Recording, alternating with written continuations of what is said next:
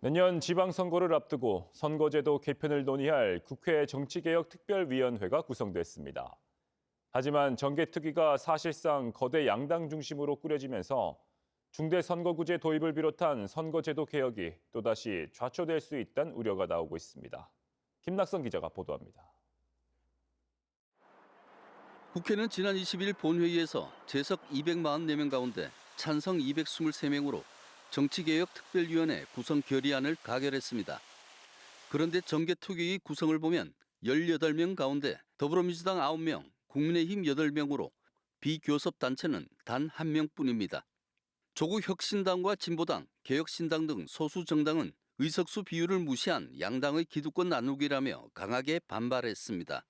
기존의 정당들만 들어와서 논의한다고 하면 사실 그대로 하겠다는 건데 그게 무슨 정치개혁이에요. 정치개혁을 하자는 사람들이 많이 들어와야 정치개혁이 되죠. 정개특위는 내년 6월 2일까지 지방의회 선거구 획정과 지역위원회 법제화 등을 논의합니다. 그런데 지난 10월 헌법재판소가 인구 미달 선거구에 대해 헌법 불합치 결정을 내리면서 선거구 재조정이 시급한 과제로 떠올랐습니다. 그동안 시민단체와 소수 정당을 중심으로 중대선거구제와 권역별 비례대표제 도입 요구가 꾸준히 이어졌습니다.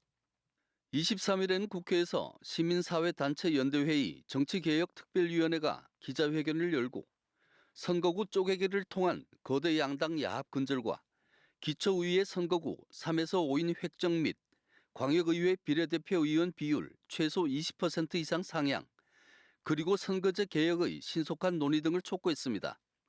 특히 개혁 동력이 상실될 경우 특정 정당에 의한 대구 경북의 일당 독점 체제가 더욱 고착화될 수 있다는 우려도 나오고 있습니다.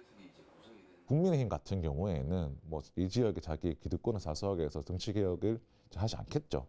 그럼 사실 민주당이나 다른 정당이 열심히 해줘야 되는데 다른 정당에서도 사실 우리 지역의 그런 의견을 잘 받아 안을 것인가.